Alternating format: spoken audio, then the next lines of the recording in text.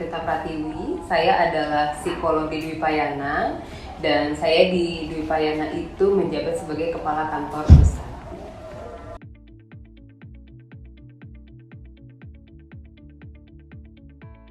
Oke, Dwi Payana itu adalah Biro Konsultasi Psikologi di bawah PT HRD Dwi Payana sebenarnya. Nah, kami itu ada di 3 kota, ada di Bandung, Jakarta, dan Makassar.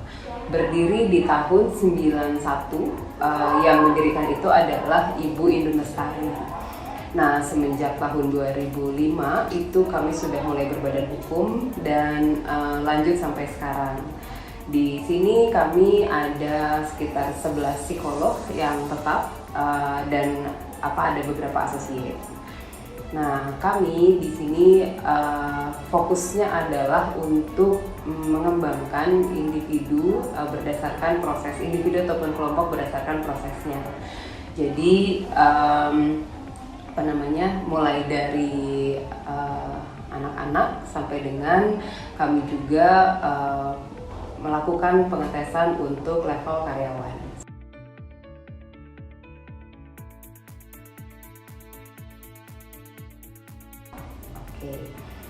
Kalau kebutuhan tes di Dwi Payana itu sebenarnya di awal kan lebih banyak yang tatap muka. Nah, setelah masa pandemi itu kami sadar betul bahwa ada hal-hal yang memang perlu untuk diimprove. Nah, ketika lockdown waktu itu kami berpikir bahwa berarti kita perlu beralih ke alat ukur yang bisa digunakan secara online. Nah, tapi untuk menggunakan alat ukur tersebut itu kami sangat banyak pertimbangannya. Yang pertama itu yang kami ketahui tidak boleh secara langsung mengonlinekan tes yang tadinya offline gitu ya. Nah, kami juga mengikuti beberapa webinar waktu itu yang menjadi pembicara itu adalah orang psikometri.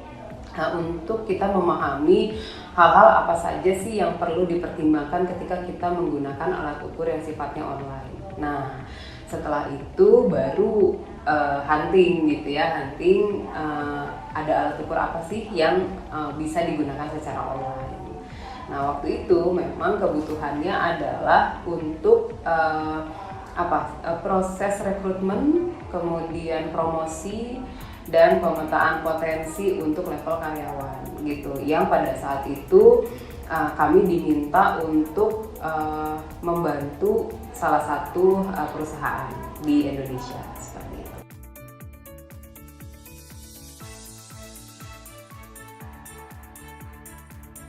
Nah, waktu itu kan kebetulan saya punya rekanannya itu memang mendalami tentang psikometri. Jadi saya langsung aja menghubungin dia gitu. Langsung menghubungin untuk nanya, alat ukur di tempatmu atau di Faxter itu kayak apa sih gitu.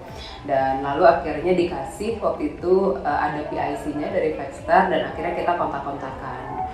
Nah, untuk proses kami sampai akhirnya menetapkan kita akan menggunakan Faxtor itu juga tidak cepat gitu ya. Artinya nggak langsung kita pakai Faxtor dan langsung kita teskan ke orang dan kita bikin laporannya, tidak seperti itu. Prosesnya panjang. Memang betul kami memutuskan untuk menggunakan Faxtor. Tapi dalam proses kami memutuskan itu kita mencoba dulu alat ukurnya itu seperti apa, yang terasa itu bagaimana, dan lain-lain sebagainya. Nah, kemudian kenapa kita mencoba? Karena pada saat itu kami pahami bahwa untuk online itu pasti banyak plus minusnya juga gitu ya, sama seperti ketika offline. Nah, plus minusnya apa kan kita belum kebayang. Nah, makanya waktu itu akhirnya kita mencoba, dan mencobanya pun di beberapa waktu yang berbeda gitu. Jadi waktu itu kan sempat di yang sebelumnya bukan Faxtor, memang dibilang bebas kok kalau online mau dikerjain jam berapapun gitu. Nah, tapi kami sadari betul hal itu tuh berpengaruh pada psikologisnya gitu ya, dan berpengaruh juga pasti pada hasilnya. Nah, Sehingga akhirnya ketika kami mencoba alat ukur Vaxtor, kami waktu itu ber-10 atau ber-15, saya agak lupa. Ada yang nyoba pagi hari, ada yang nyoba siang hari, ada yang nyoba malam hari. Terus ada yang waktu itu kebetulan lagi ada bulan puasa juga, ada yang nyoba ketika sedang berpuasa, ada yang nyoba sesaat setelah sahur, ada yang nyoba di tengah-tengah waktu berpuasa, dan ada juga yang tidak berpuasa dia mencoba gitu. Nah setelah itu kami diskusi kembali, diskusinya itu lebih ke arah apa nih yang dirasakan ketika mencoba dengan berbagai setting. Nah dari situ untuk apa tujuannya? Untuk kita menentukan kalau kita memberikan layanan ini pada klien, lalu kita perlu punya rules. Nah rules dari kita tuh apa gitu. Jadi pada saat itu akhirnya kita memutuskan oke, apapun yang terjadi pokoknya harus dikerjakannya pagi. Betul boleh malam, tapi dengan kami itu perlu pagi, seperti itu. Jadi untuk menentukan rules seperti itu.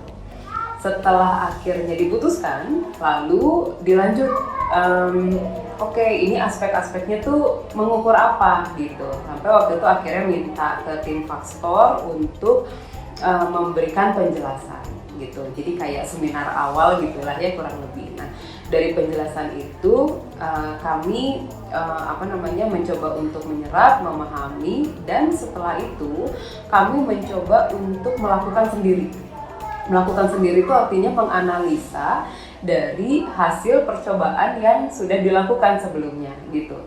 Kita membuat dinamika, menentukan keunikan dari pribadinya itu seperti apa hanya dari alat ukurnya gitu. Jadi waktu itu rutin dilakukan seminggu sekali kita pertemuan dengan blind case, jadi namanya tuh beneran kita tutup gitu ya. Terus kita bikin dulu dengan angka-angka ini tuh maksudnya kemana dengan menggunakan manualnya Vaxtor, lalu bentuk perilakunya kurang lebih seperti apa gitu. Kenapa kita lakukan dulu ke orang dalam untuk akhirnya bisa sama-sama cross check. Kalau dari alat ukur tuh begini, bener nggak nih gitu, perilakunya betul seperti itu atau tidak gitu. Nah terus untuk juga melihat kalau enggak berarti bentar dulu ya kan, berarti nilai ini didinamikakan dengan yang ini, lalu muncul perilakunya seperti ini gitu. Nah itu tuh kita lakukan blind case seperti itu.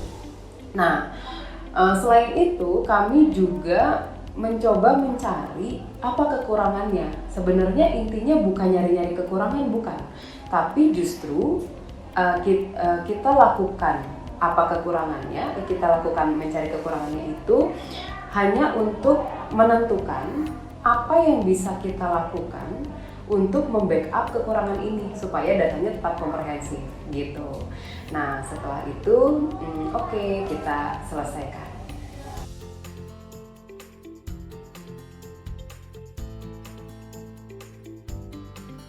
Sebenarnya ada 3 macam sih berarti ya. Yang pertama 2 itu untuk leveling karyawan, 1 untuk penjurusan.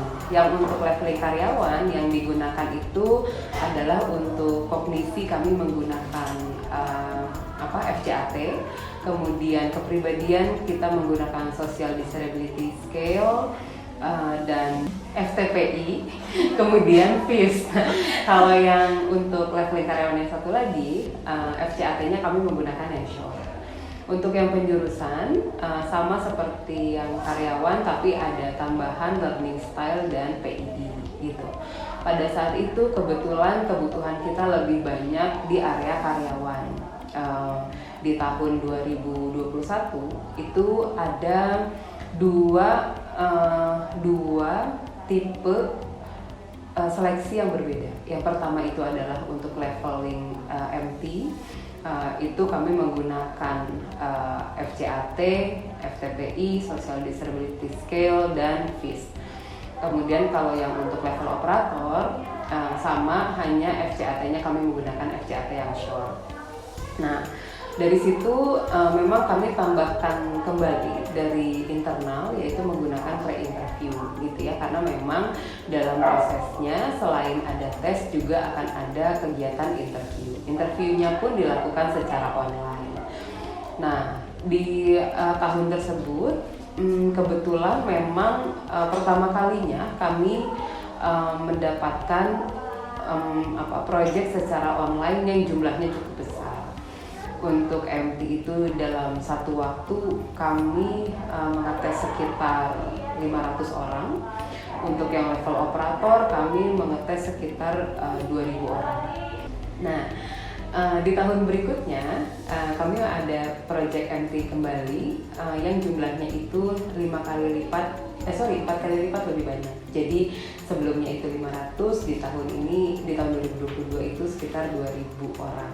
Nah, pada saat itu kami meminta bantuan tim Vaxtor untuk menjadi tester di setiap ruangannya gitu ya. Jadi pada saat itu kami menggunakan media Zoom kembali, ada breakout room, dan peserta itu mengerjakan secara online. Nah, memang yang dibutuhkan itu adalah proses yang cepat, karena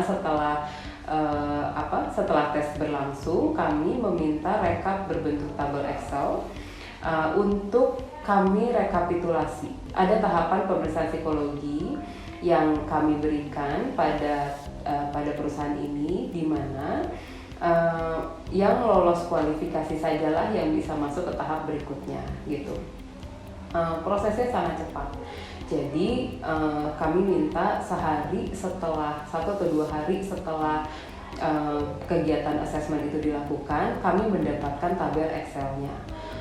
Pada kenyataannya, alhamdulillah, kalau hari ini selesai tesnya, kami mendapatkan hasilnya tuh di keesokan harinya di siang atau sore hari gitu ya. Jadi di 2 hari setelah pengetesan, data tersebut bisa kami dapat dan kami lakukan proses cutting itu.